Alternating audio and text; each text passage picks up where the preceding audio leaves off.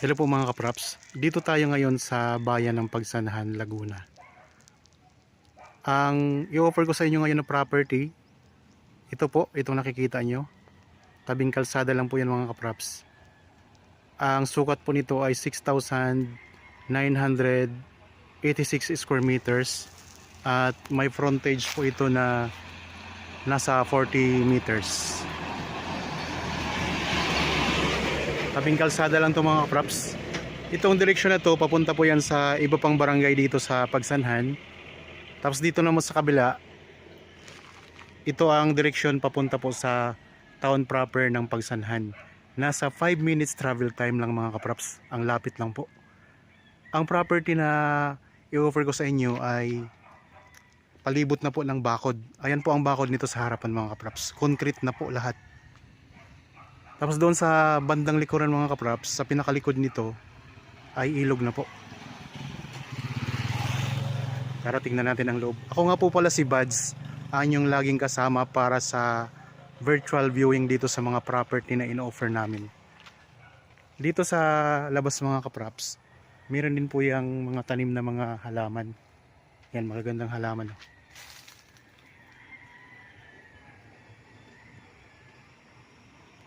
Meron itong kasamang bahay sa loob na bungalow. Tapos ang mga tanim nito, marami itong mga tanim na prutas. Yan, pagpasok natin makikita nyo po mamaya. Meron ng linya ng kuryente at saka tubig. At ito po yung gate mga kapraps para sa sasakyan. 4 meters po ang lapad niyan. Ito yung pinaka boundary ng property. Tara, pasok po tayo.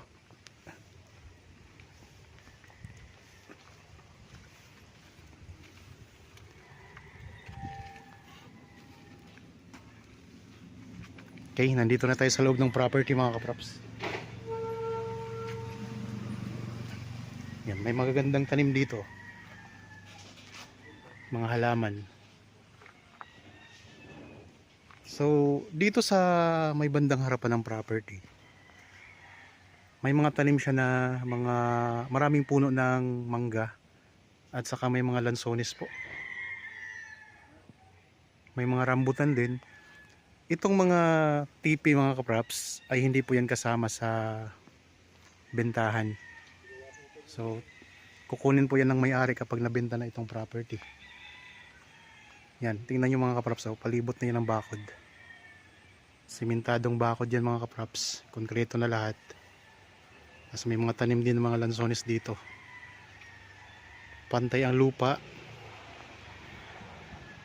Okay, habang kayo po ay nagpapahinga dyan, samahan nyo po ako sa pag-ikot dito sa property para makita nyo lahat ang loob nito.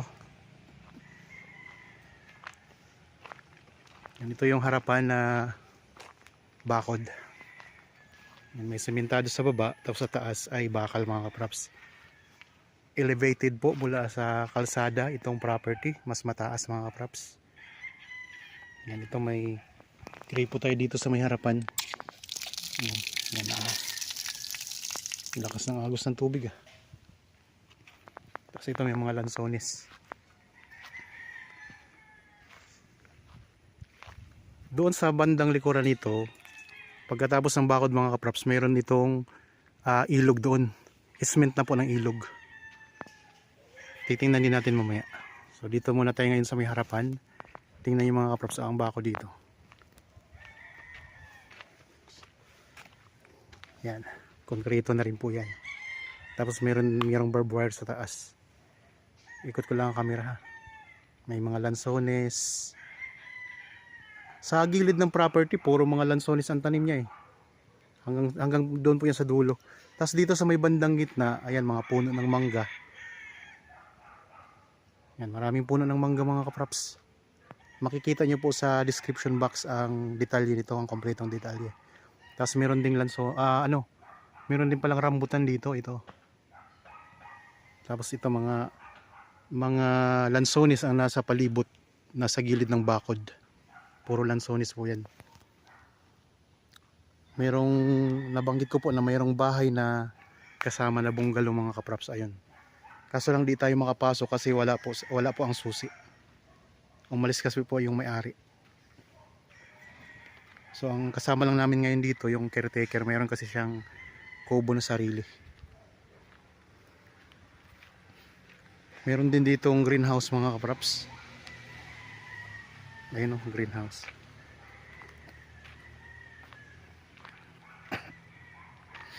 Gandang property to. Yan, may mga halaman pa nakasama. Merong rubber tree. So, ikutin natin to ha. Habang kayo dyan nagpapahinga, ikutin natin tong property. Dito sa area na to, yan, may mga tanim na Carabao grass. Ayun o, pati dito mga kapraps. Buong palibot po sa gilid ng bakod ay may mga tanim na mga lansones. May kalamansi din o. Kasi ito po yung gate mga kapraps, yung pinakita ko kanina. Daming mangga. Income generating property. Tapos dito pwede kayong magtanim ng mga gulay. Yan, kasama po ito mga kapraps. Tingnan natin ay may mga lettuce. Tanim na lettuce mga kapraps. Yan. Hydroponic na rin yata ito. Ito yung greenhouse. Kung mahilig kayong magtanim, ayan, meron na kayong taniman dito.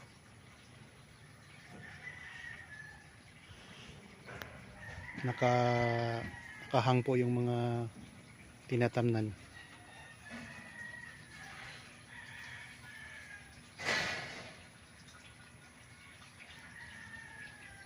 Kung sakaling maging interested kayo sa property na itong pinapakita ko ngayon, ay pwede nyo po itong actual viewing. Malapit lang po sa National Highway at saka sa town proper. Nasa 5 minutes travel time lang mga kapraps. Pwede itong gawing game farm. Kung hindi kayo mahilig sa manok, pwede po ninyo itong pwede rin gawin itong resort mga kapraps.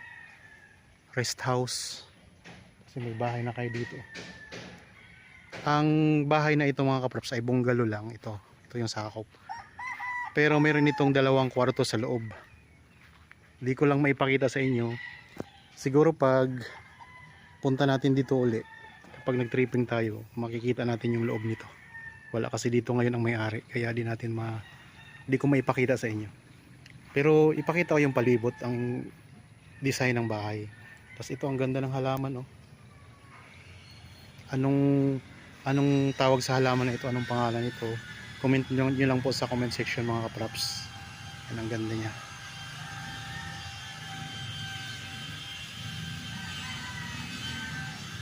Okay, dito tayo sa may harapan ng bahay ngayon. Para makita nyo yung design. Yan, ayan ang pinto. Yan, modern design na rin po mga kapraps ang bubong nito. May balkonahe dito sa harapan.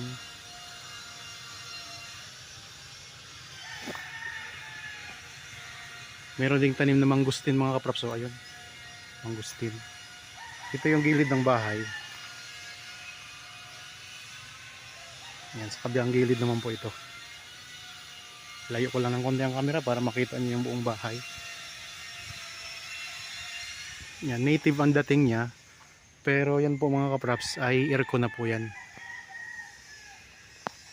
Mayroon pa kayong kasamang kubo dito, nakawayan. Yan, may tanim na mga rambutan dito mga kapraps. Yan, rambutan naman pala dito. Tapos meron ding mga mangga. Yan, hindi to kasama mga kapraps ha. Ang tawag pala nito mga kapraps, itong mga ganito ay tipi. Hindi po yan kasama pati yung mga manok. Kasi may mga manok po doon na nandun po mga kapraps, nakatali yung mga manok. Hindi po yan kasama sa bentahan. Ito lang pong lupa at saka yung syempre kasama tong mga tanim dito. Okay, dito tayo sa may bandang gilid. Yan, ang ganda ng mga tanim na mga lansones mga kapraps. Silipin natin yung katabi ng property ha, para alam nyo bro kung ano yung mga katabi nyo. Farmland din ito eh. So, mataas po ang bakod mga kapraps. Yun yung katabi ng property ninyo. Isa ding farmland. Yan po ay binebenta din mga kapraps. May bukod kami na video niyan. Yan, ito, tingnan nyo. Puro mga lansones yan hanggang doon sa likod. Napakalinis pati ng lupa. Ito po ay titled property mga kapraps.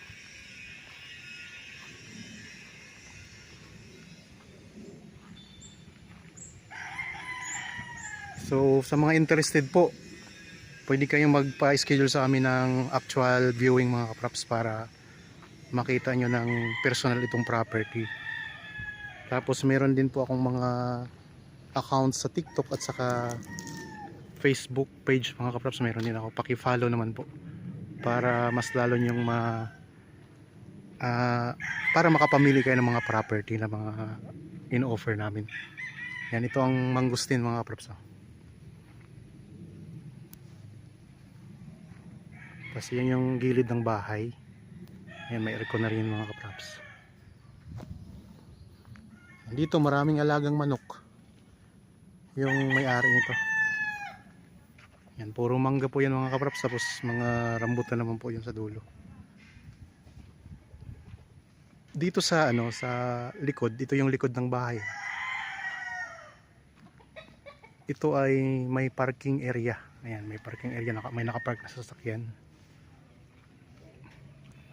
Mayroon din tanim na kalamansi mga kapraps. Yan, dito na tayo ngayon sa may bandang likuran ng property. Sa may gitna pala ng property tayo ngayon. Ikot ko lang po ang camera. So, nasa gitna tayo mga kapraps. Ulitin ko lang, ang sukat nito ay 6,986 square meters. Lampas po kalahating hektarya. Ayan, meron din palang mangustin doon. Dalawang mangustin po ang nakikita kong puno sa loob ng property. Yan, meron pa kayong signal. Yan, cable, signal cable mga kapraps. Hindi po kasama ang mga gamit mga kapraps, ang kasama lang po yung bahay.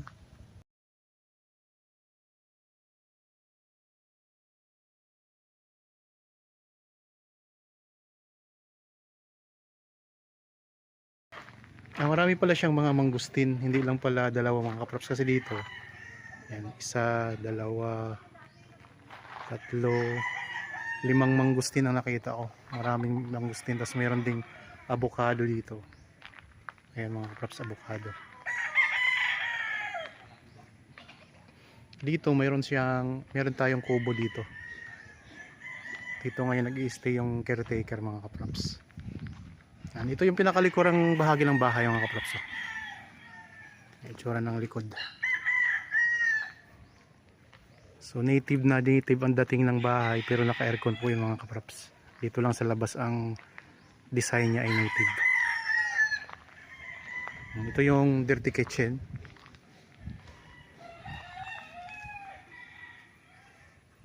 Yan ang lababo. Tapos ito merong space dito na daanan.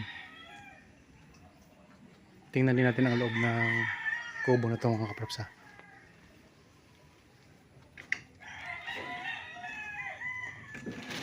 Sliding. Yan, ito yung loob ng kubo. Yan, meron ding kama. Buksan na natin.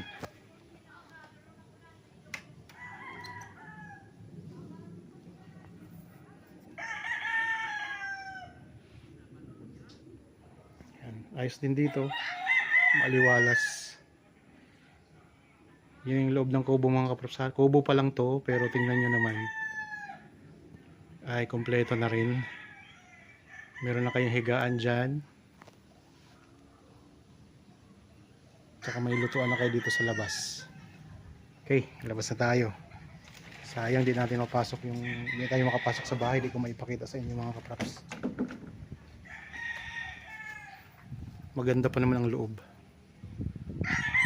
May mga halaman din sa gilid, oh.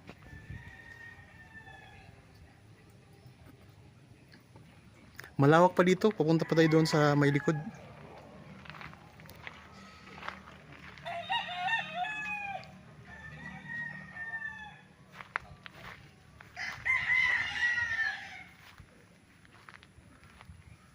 Puro lansones talaga mga kapraps yung ano, yung gilid niya. Hanggang dito sa dulo may mga lansones pa.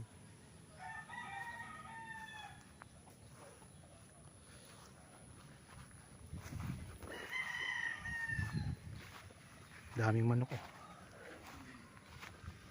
Mga manok panabong. Yan, kung mahilig kayo sa manok, pwede rin kayo mag ano dito, game farm.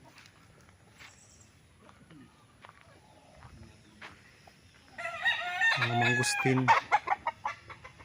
May mangustin mga kapraps.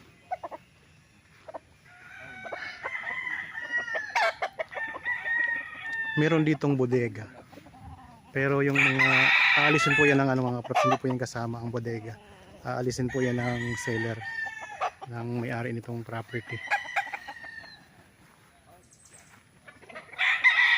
Nandito tayo ngayon sa may bandang likod na. Puro Carabao grass na rin po yung bakod nito. Ng ano nito ang lupa, tanim sa lupa. Balot na ng Carabao grass. Daming puno ng mangga. Meron ba kayo ditong tree house mga kapraps? Tree house. Try nating umakyat dyan mamaya. Okay, dito sa likod, iikot ko po ang camera ulit. Maganda rin dito pala sa likod.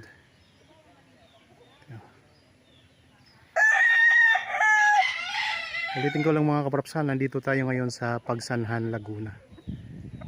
Ito yung property na for sale na ino-offer ko sa inyo ngayon.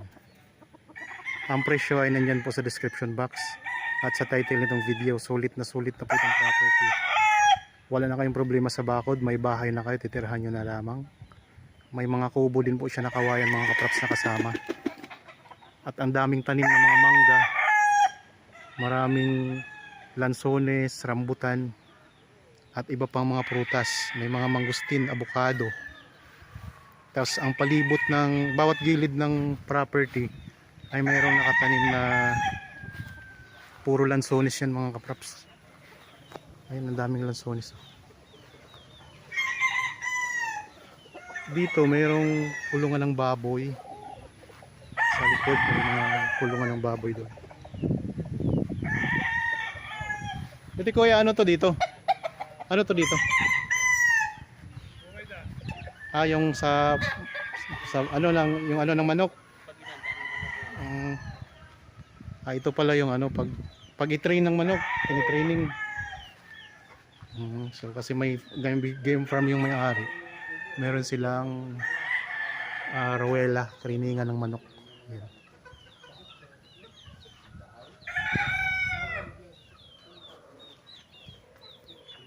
Tingnan natin kung kaya natin umakyat. Pwede bang akyatin ang treehouse.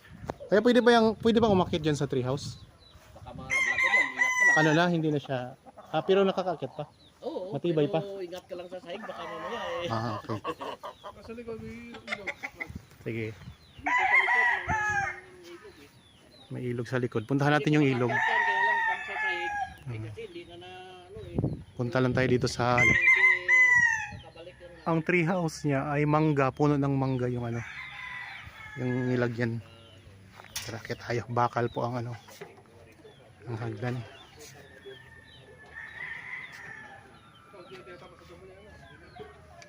Okay, nandito na tayo sa treehouse. Yan. Kaso lang, parang mauna na yung sahig niya. Kailangan lang palitan ng mga materyales. Baka ano tayo, lumuso tayo dyan pag umapak tayo mga kapraps. Ang bubong niya anahaw. Mayroon ding ilaw dito.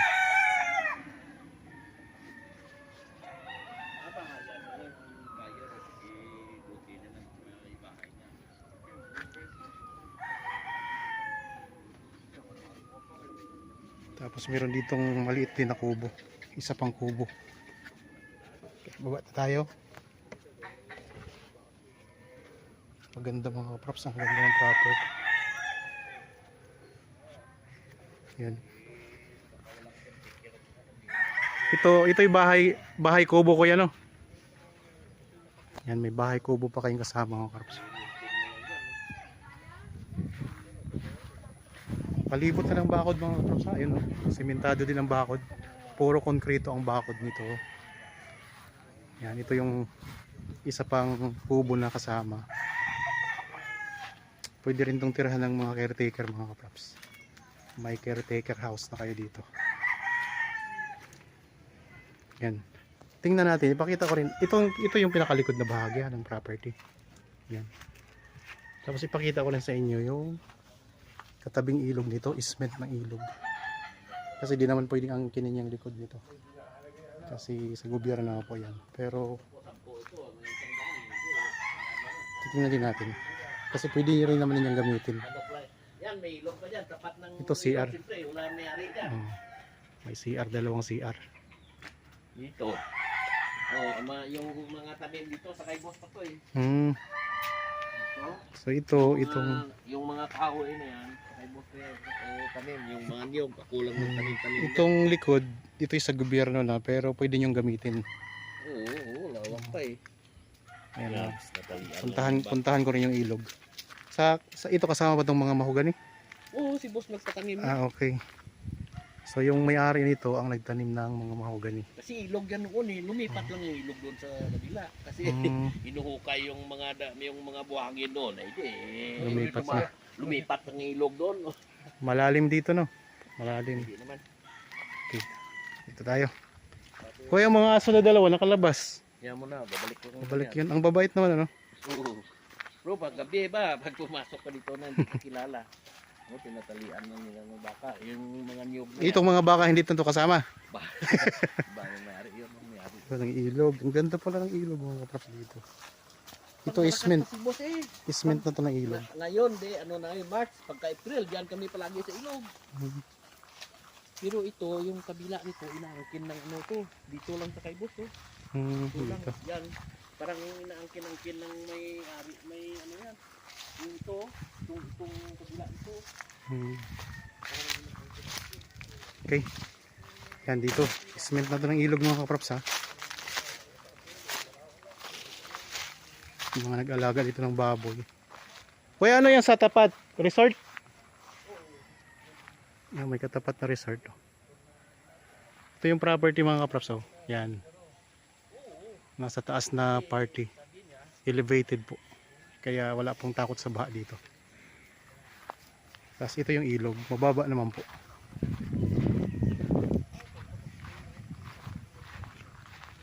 Mayroon kayong katapat tawid ilog na resort mga kaprops. Nalawak pala ng ilog dito. Pagsanhan River ito mga kaprops. Yan o.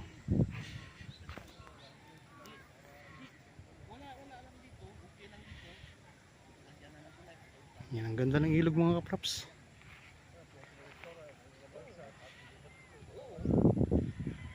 Malawak.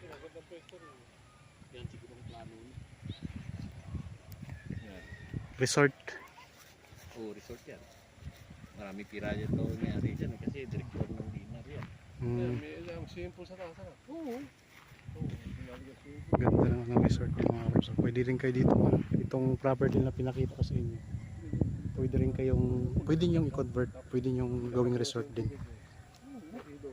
Ulitin ko lang ha, ito yung tapat ng property na ilog. Isment po ito ng ilog. Pagalan po.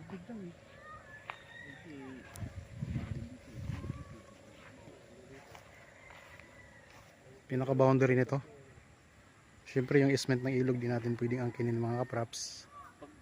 Kaya, pero pwede yung gamitin itong lupa dito sa tapat. Yan. Okay. Balik na tayo doon sa loob ng property.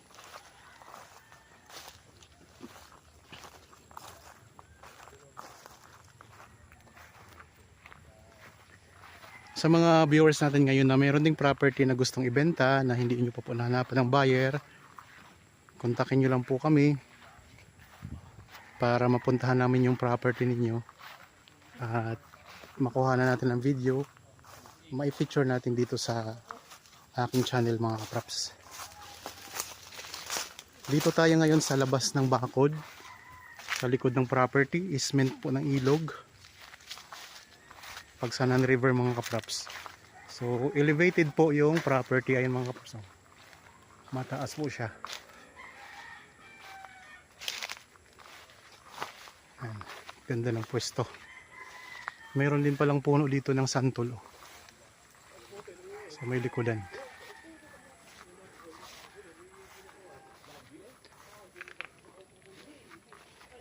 Yan, tingnan yung bakod mga kaprops. Ito magiging inyo na rin tong ano nito, itong mga mahogany dito na tanim. Kasi ang may-ari din itong property, siya yung nagtanim nito. Yan, maraming mahogany oh. Maraming mahogany.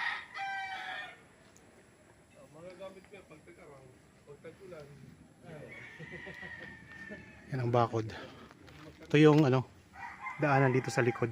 Yan, may gate din po yung sarili. Okay, pasok na tayo ulit.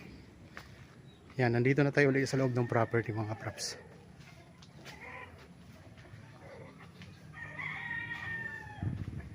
Ganito talaga ng property na to. Daming mangustin. Marami din siyang mangustin. Mga kulang-kulang 10. Dito naman tayo dadaan sa gilid. Kabilang gilid naman tayo mga props.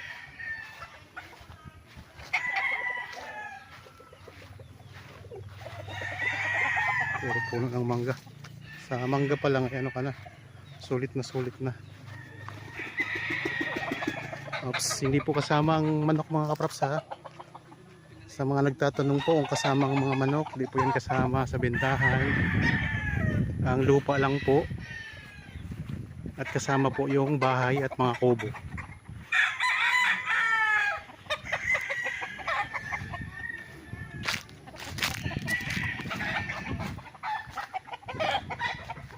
Ang korte ng lupa mga kaprops ay rectangle. Ang frontage ay 40 meters.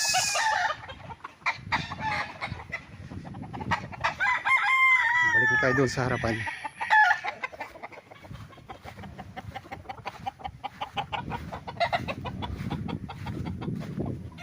Daming mangga. Ito may mangustin din. Mga rambutan, daming rambutan mga kaprops. Lansones, dami ring lansones.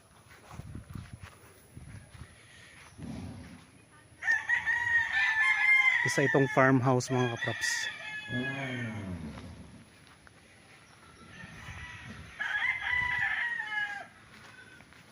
Doon tayo mag-i-end ng ating video sa kalsada ulit. May mga kapitbahay na rin kayo mga kaprops. May ginagawa lang rin bahay sa gilid eh.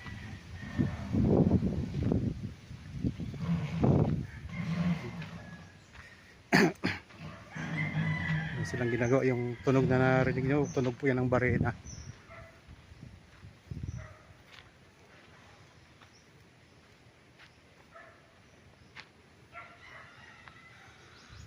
Okay, dito na tayo sa harap ulit mga kaprops ng property. Tabing kalsada, 5 minuto lang po sa town proper ng Pagsanhan. At ang presyo lang mga kaprops, affordable price po yan sa ganitong uri ng property na napakaganda. Yan, ito po yung kalsada.